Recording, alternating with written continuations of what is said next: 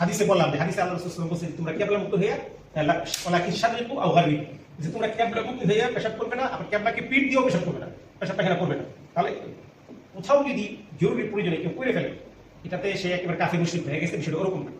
এরকম হচ্ছে নরমালি সে করবে না, বাট সে হয়তো জানে না এখন কোথায় কিবলা, অথবা সে না জেনে করছে, অথবা সে মানে এরকম একটা সিচুয়েশনে গেছে যে তার করা ছাড়া উপায় নেই। যেমন মনে করেন বাংলাদেশের সব জায়গায় এটা মেনটেন করা পূর্ব পশ্চিম, কিন্তু ইউরোপরা তো আর এরকম মেনটেন করে না। তো ওইখানে যদি আপনি বাথরুম ইউজ করেন, তাহলে আপনি কি উল্টা করে বসে বাথরুম করে ফেলবেন না নিজের জামা কাপড় না পাক করে ফেলবেন? এটা তো করা যাবে না।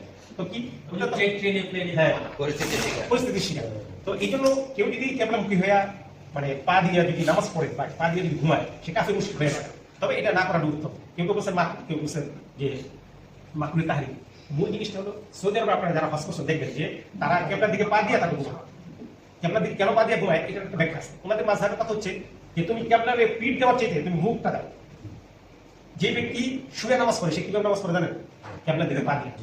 যে ব্যক্তি বসে নামাজ পড়বে সে কিভাবে নামাজ পড়ে জানেন? কেবলার দিকে পা দিয়ে। তো কেবলার দিকে পা দিয়ে সে কি করে পাটা ঢেকে রাখে, পাটা একটা কিছু দিয়ে ঢেকে রাখে, ঢেকে রেখে সে কেবলার দিকে পা দিয়ে তারপর নামাজ পড়বে।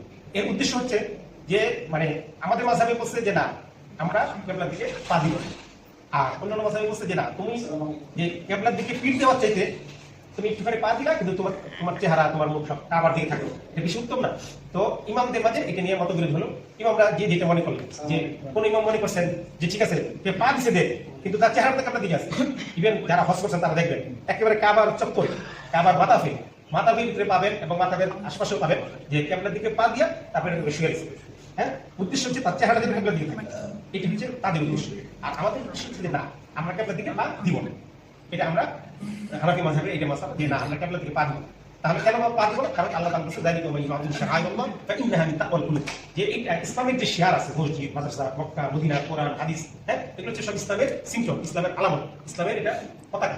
এগুলোকে আমরা সম্মান করব এই কারণে। কিন্তু যদি কেউ দেয় তারপরে সে কাফির মুশরিক হয়ে গেছে, বিষয়টা এরকম না। দেখতে পাচ্ছেন। যাক আলহামদুলিল্লাহ, তো আমাদের তাফসীর শেষ হলো, আমাদের শায়েখ আছে।